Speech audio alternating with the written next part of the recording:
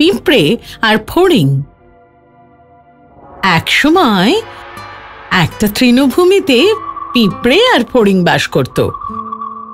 সারাদিন পিঁপড়েরা কঠিন পরিশ্রম করে দূরের চাষিদের জমি থেকে গমের শস্যদানা সংগ্রহ করে আনত। তারা খুব নিয়ম মেনে কাজ করত।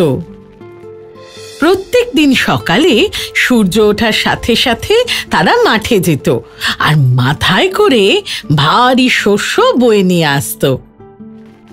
গমের শস্যদানাগুলো তারা খুব সাবধানে তাদের ভাঁড়ার ঘরে রেখে আবার মাঠে ফিরে যেত। উল্টো দিকে ফড়িং ছিল অলস। সে সারা দিন ছায়ায় বিশ্রাম নিত, নিজের মনে গান গাইত আর সুস্বাদু খাবার খেত। সে সব সময় ফুর্তিতে থাকত আর ভবিষ্যতের কথা ভাবত না। সে সব সময় সারাদিন পরিশ্রম করা বেচারা পিঁপড়েদের কথা ভেবে কষ্ট পেত। এভাবে দিন কাটতে থাকলো আর ফড়িং ঘাসের মধ্যে অলসভাবে আরাম করে খেয়ে দিয়ে বিশ্রাম করতে থাকলো আর মনের খুশিতে গান গাইতে থাকলো, কারণ ওর কোনো কষ্টই ছিল না। কিন্তু উল্টো দিকে পিঁপড়েরা অনেক পরিশ্রম করে শস্যদানাগুলো তাদের বাসায় বয়ে নিয়ে আসতো। একদিন যখন পিঁপড়েরা শস্যদানা বইছিল, একটা পিঁপড়ে শস্যদানার ভার বইতে না পেরে পড়ে গেল। সে ক্লান্ত ছিল আর চোটও পেয়েছিল, কিন্তু ফড়িং সে পিঁপড়েকে সাহায্য না করে তার দিকে তাকিয়ে হাসলো। তখন পিঁপড়েটা বলল, শ্রীমান ফড়িং, তুমি দয়া করে এই শস্যদানাটা আমার বাসায় দিয়ে আসতে পারবে? তাহলে আমার সত্যিই খুব উপকার হবে। কিন্তু ফড়িং তার কথা না শুনে নিজের মনে গান গাইতে থাকলো। অনেক কসরত করে পিঁপড়েটা সেই শস্যদানাটা নিজেই তুলল। তোমরা এত কাজ কেন করছো পিঁপড়েরা? ফড়িংটা বলল, এসো বিশ্রাম করো, আমার গান শোনো।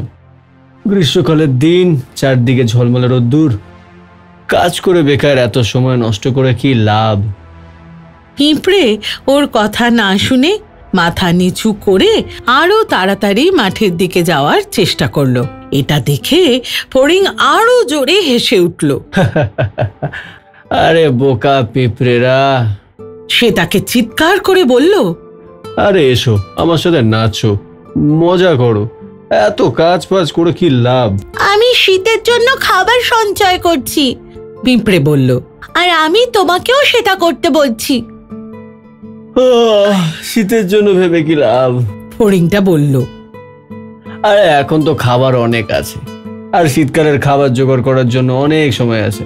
কিন্তু পিঁপড়ে জানতো তার কি করা উচিত, তাই সে আবার নিজের কাজ করতে চলে গেল।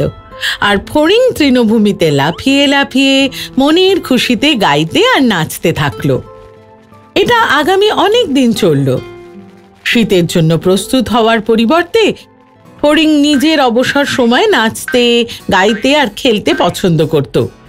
সে বুঝতে পারেনি যে এই সুন্দর গ্রীষ্মকাল সারা জীবন থাকবে না, আর কিছুদিনের মধ্যেই বর্ষা আর শীতকাল আসবে। গ্রীষ্মকাল পেরিয়ে শরৎকাল এলো, আর শরৎকাল পেরিয়ে শীতকাল এলো।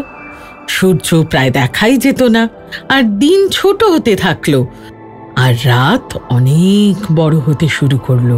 ভয়ঙ্কর ঠান্ডা পড়লো আর তুষারপাত শুরু হলো। ফড়িংটা ঠান্ডা হাওয়ায় কাঁপতে থাকলো।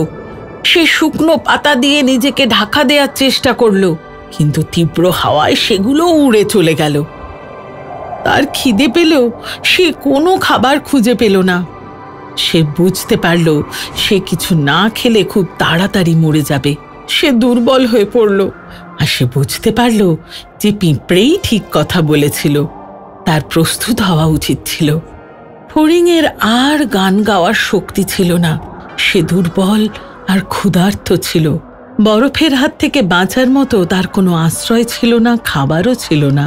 তৃণভূমি আর চাষিদের জমি বরফে ঢেকে গিয়েছিল, কোনো খাবার পাওয়া যাচ্ছিল না। কি করব আমি? কোথায় আমি যাব?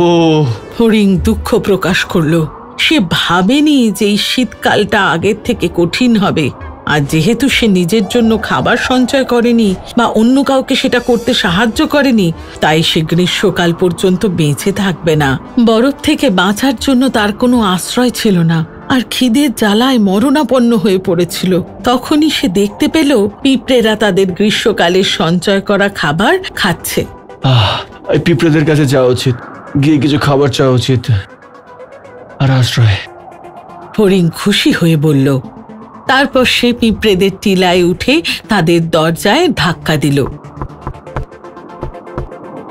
শুনছো পিঁপড়েরা? সে খুশি হয়ে বলল, আমি এসে গেছি তোমাদের জন্য গান গাইতে, আর আমি চাই একটু আগুন পোহাতে, আর তোমরা আমার জন্য কিছুটা খাবার আনবে তোমাদের ওই সঞ্চয় থেকে। না না শ্রীমান ফড়িং, আমরা তোমার কোনো গান শুনতেই চাই না। সে ভেতরে আসার জন্য অনুরোধ জানালো আর বলল তাকে কিছু খাবার দিতে, নয়তো সে মারা যাবে। কি? পিঁপড়েরা অবাক হলো। তুমি শীতের জন্য কিচ্ছু সঞ্চয় করনি? তাহলে তুমি সারা গ্রীষ্মকালে কি করছিলে?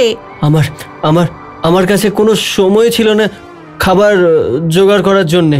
ফড়িং অনুতাপ করল। আমি তো গান গাইতেই খুব ব্যস্ত ছিলাম, যতক্ষণে বুঝেছি ততক্ষণে গ্রীষ্ম চলে গেছে। পিঁপড়েরা বিরক্ত হয়ে মাথা ঝাঁকালো আর ফড়িং এর কথা না শুনে নিজেদের কাজে ফিরে গেল। যে পিঁপড়েটা একদিন ফড়িং এর কাছে সাহায্য চেয়েছিল, সে তার দিকে তাকিয়ে বলল, সারা গ্রীষ্মকালে আমি কঠোর পরিশ্রম করেছি, আর তুমি আমাকে নিয়ে মজা করেছো, গান গেয়েছো, নেচেছো। তখন তোমার শীতকাল নিয়ে ভাবা উচিত ছিল। এখানে তোমার জন্য কোনো খাবার নেই। এই বলে পিঁপড়েটা ফড়িং এর মুখের উপর দরজা বন্ধ করে দিল। ফলে ফড়িং এর কাছে কাঁদা ছাড়া আর কোনো উপায় থাকলো না।